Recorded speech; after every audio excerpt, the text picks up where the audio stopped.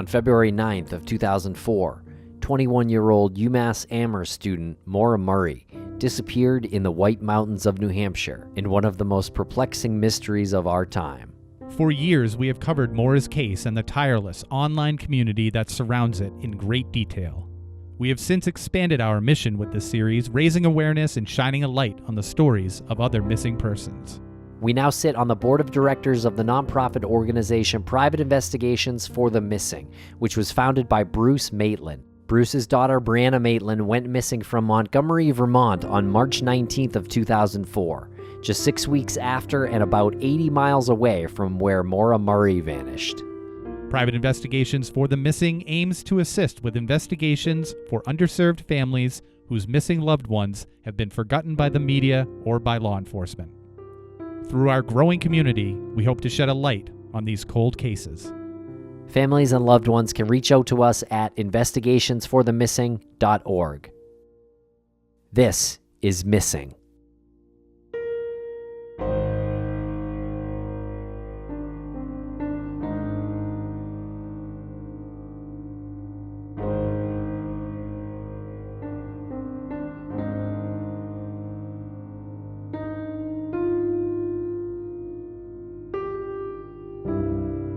Welcome back to Missing. I'm Tim, here today with Lance. Lance, how are you today?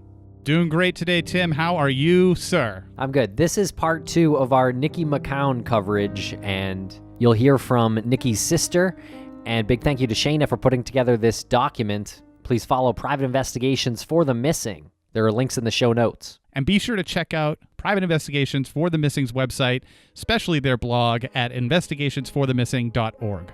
And check out part 1 if you haven't heard it yet. Thanks a lot for listening, everybody.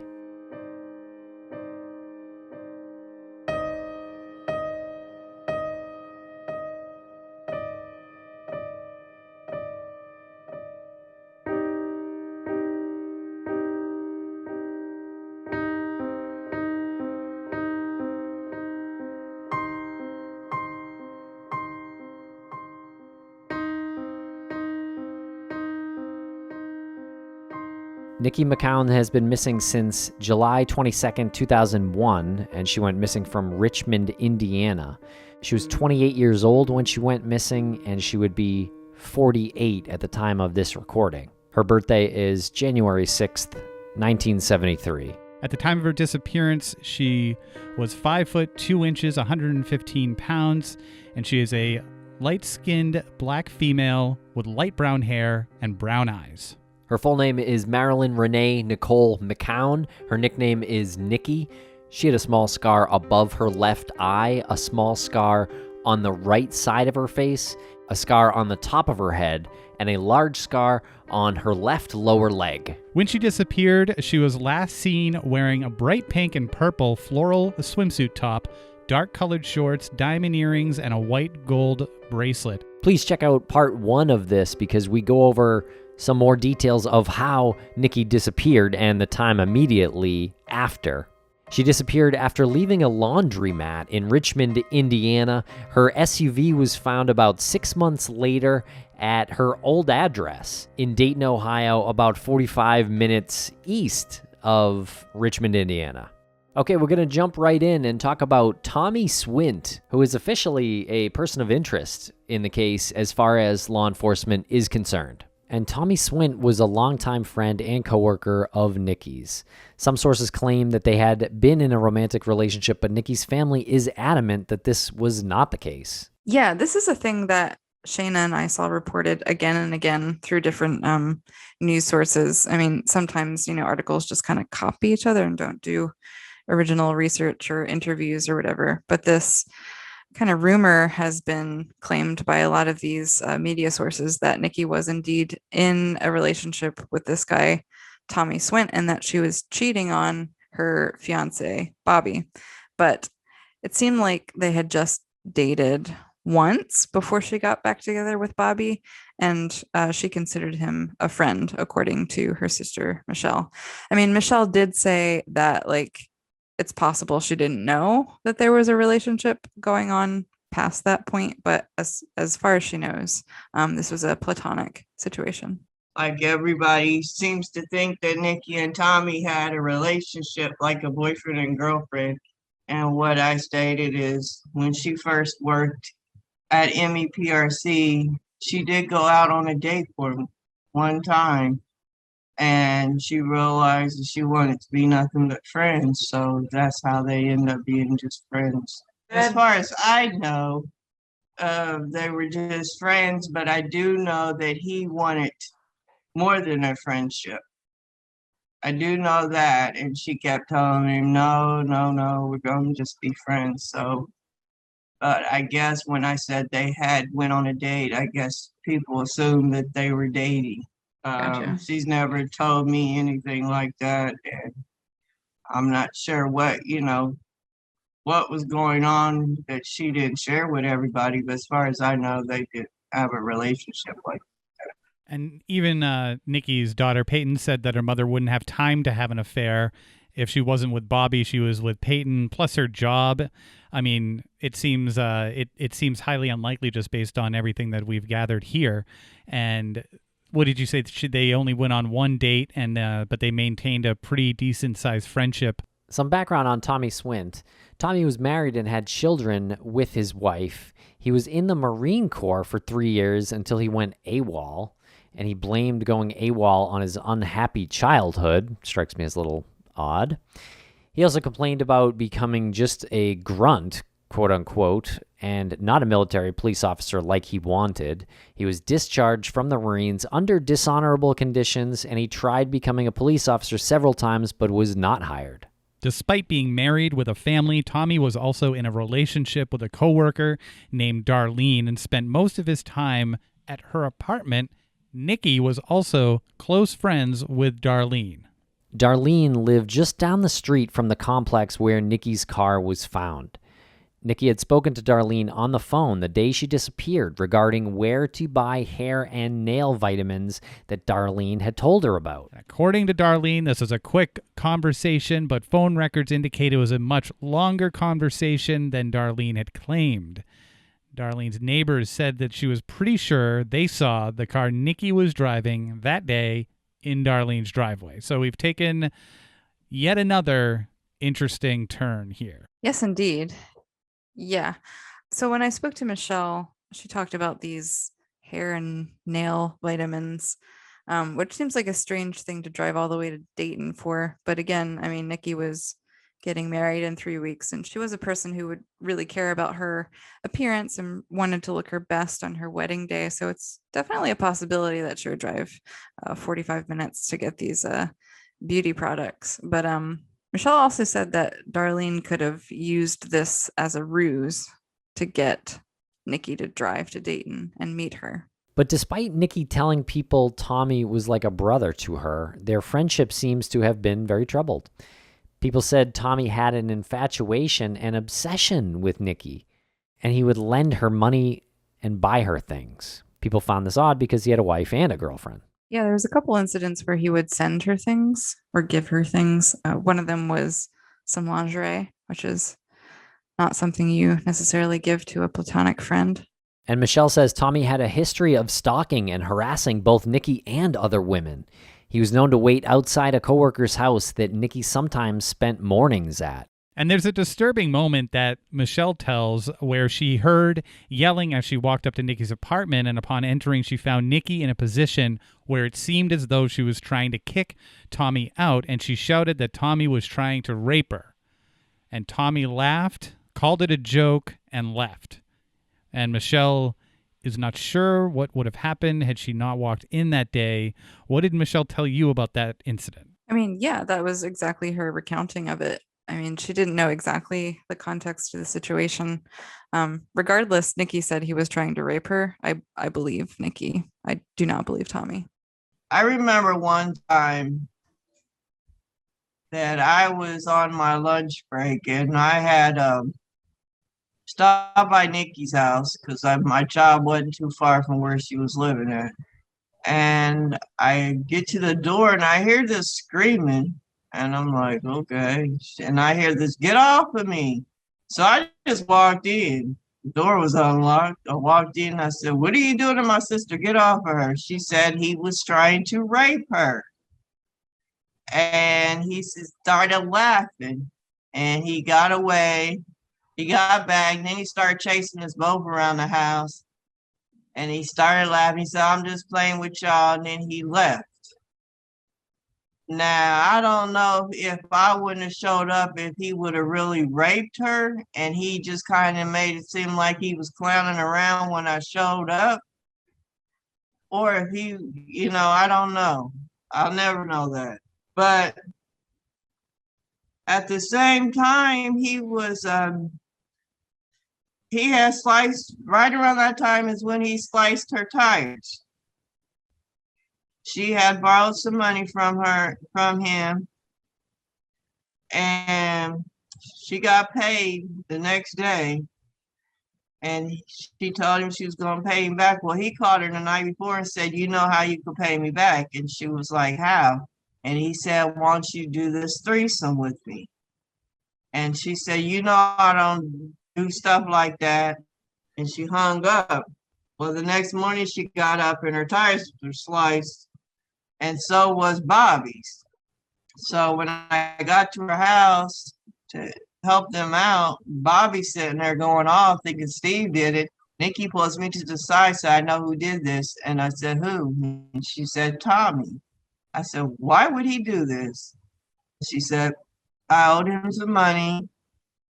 He wanted me to pay him back doing a threesome. I don't get down like that. I don't like him like that anyway." And he got mad. And he said, "I will pay for it." And I woke up this morning and my tires are sliced. And I said, "Does Bobby know?" And she said, "No." I don't know why Nikki never told Bobby the truth. But there was a lot of stuff that Tommy was doing that she kept from Bobby. I do know that. And Tommy sent a female coworker to Nikki's bridal shower with a gift of lingerie from him. Okay, well, this Tommy character seems a little bit high-strung, maybe a little tightly wound. An ex-girlfriend had stated that Tommy threatened her and her entire family. She said, quote, "It was hell dealing with him. He threatened to kill me, my mother, my son, put a bullet through each of our heads." When asked if she thought Tommy was capable of murder, she replied, quote, "Absolutely." That's pretty telling. And Tommy backed up the claims and told her that he had killed people while in the Marines and that the urge to kill was still with him. And there was an incident in 2006 where Tommy had threatened a female captain at the pre-release center. He reportedly said, the quote is, "If I have anything to say to you, I will say it in the parking lot. You don't know who you are messing with. I'm Officer Swint," end quote. And then Tommy immediately drew attention to himself with some odd behavior when police questioned Nikki's coworkers. He was not very cooperative when police questioned him. Interesting. He wore his sunglasses while talking to the police, was said to have been laughing inappropriately, wouldn't answer questions completely, and would go off topic. And detectives reportedly considered him to be their top person of interest in Nikki's disappearance. And where is this information coming from Michelle as well? That she had heard that he was wearing sunglasses while talking to police, laughing inappropriately, etc., or is this according to police? This is according to police and some publicly available records. And a few years later, in 2007, Richmond detectives discovered that Tommy had actually become a police officer in nearby Trotwood, which is a bit disturbing. And Trotwood forced Tommy to resign when they were notified of his status as a person of interest in Nikki's disappearance. Tommy, though, filed a lawsuit stating that he had never been informed of this status as a person of interest in Nikki's case. Tommy even held a press conference regarding the case, which I can only imagine was nauseating. But the lawsuit was dismissed when proof arose that he was in fact told he was a person of interest in the case. Yeah, I'm just struck by the ego on such a person. I know that he had finally gotten his coveted police officer job, but you, in fact, cannot become a police officer if you are a person of interest in a felony, or obviously convicted of one. And he, of course, knew that he was, at least questioned in Nikki's disappearance. And he failed to notify this department in Trotwood of his involvement.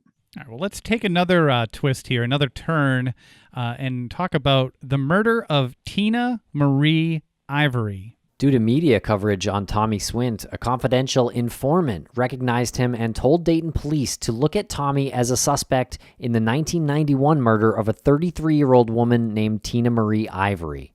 Ivory's partially nude body was found in December 1991 in a trash pile by a tree trimming crew. She had been wrapped in a quilt and trash bags. She had been beaten and strangled. Not much is known about Ivory. It had been stated that she dated Tommy Swint and was sometimes a sex worker. It had been suggested that Tommy was also her pimp, and this was something he was known to do sometimes.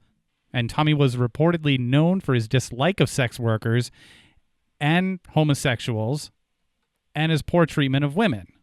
But Tommy denies any knowledge of Ivory. But Richmond police and Dayton police pooled their resources. Tommy's DNA was found on Ivory, and a fingerprint of his matched a partial print found on the adhesive tape used on the bags Ivory had been wrapped in. And by the time Tommy was indicted for Ivory's homicide in 2010, he had moved back to his home state of Alabama and was working as a security guard. Well, this is interesting. A partial print was found on the adhesive tape used on the bags that Ivory had been wrapped in that matched Tommy's fingerprints, and his DNA was found on Ivory. Now, you can talk about the DNA found on her. He can simply say, I had a relationship with her. It doesn't necessarily connect him to that murder. But the partial print, I wonder what the odds are of a match not being accurate from a partial print. Well, I feel like where the partial print was found is the most damning thing, right? I mean, just the fact that, a partial print was matched to him on the adhesive part of the duct tape means he put the duct tape on her. Yeah, totally. It seems like a slam dunk case for the prosecution. Why don't we reach out and talk to him? Unfortunately, this guy, Swint, was at home when police were arriving to arrest him for the murder of Ivory, and Swint shot himself in the head. And though the answers to many questions police had for Tommy died with him, police believe there is a strong likelihood that Tommy was actually a serial killer. Yeah, I mean, at this point, there's no other murders that are directly linked to him, but he seems like a guy who is definitely capable of additional murders. And Tommy Swint is still the prime suspect in Niqui McCown's disappearance. And that is according to Detective Michelle Miller of Richmond, who is the detective currently assigned to Nikki's case, and she believes it's still possible that Nikki can be found even without Tommy's help because of the suicide. So Detective Miller believes that Darlene, the woman Tommy was with in 2001, may know more than she has told police. And she's quoted as saying, "I believe there is another person that Tommy was close to that has some of the answers, if not all of them." Yeah, I mean, this Tommy Swint, he's a bad character. And what are the odds of having a close friendship with a potential serial killer and that person not being responsible for your murder or disappearance is pretty slim to me. Although it seems to me that Michelle is kind of hinting around the fact that the police, once Tommy Swint got on their radar, they kind of disregarded any other information in the case and didn't look at Bobby, obviously had ruled out Steven, but this guy Tommy was in their center sights. They didn't really go down the avenue that Bobby and his ex-girlfriend April may have had something to do with this too. And it seems like Michelle is kind of leaning on that side of things rather than Tommy Swint. So it's really you can make a case for each. Now, there was also an interview, though, with Nikki's sister on Unfound in 2017 where she stated that in her heart she believes Tommy Swint knows what happened to her sister. Why do you think she's changing her mind and going back and forth?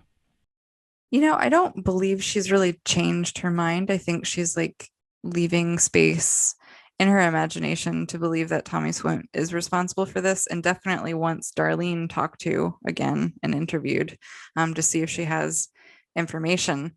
But she's also has room to entertain the possibility that Bobby had something to do with it, or April, his ex-girlfriend.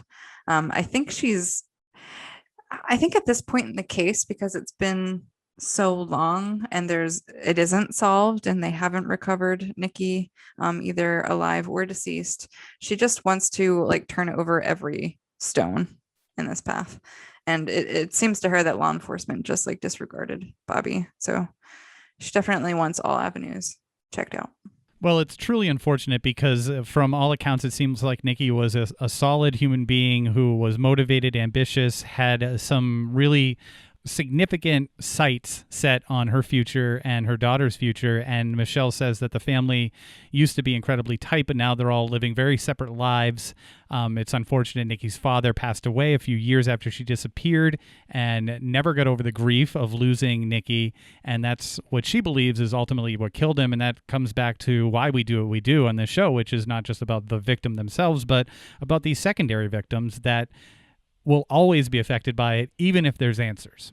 And Nikki's mother continued the fight to find her daughter until her last moments. She died within the past few years, and on the very day she died from a long illness, she insisted on meeting with detectives in her daughter's case just one last time. My mom passed away last year. She passed away on July 21st.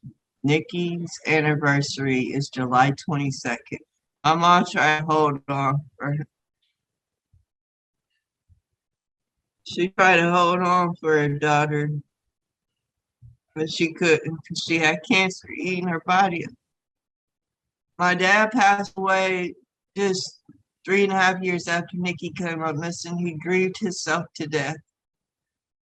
Nikki's daughter, for the longest time, she hated the word mother. She hated Mother's Day. This has torn my family apart. I myself had strokes. I've been sick, but I won't stop fighting. Somebody out there knows what happened to my sister and why she's missing and why her daughter had to grow up without her. And now her granddaughter will never know her.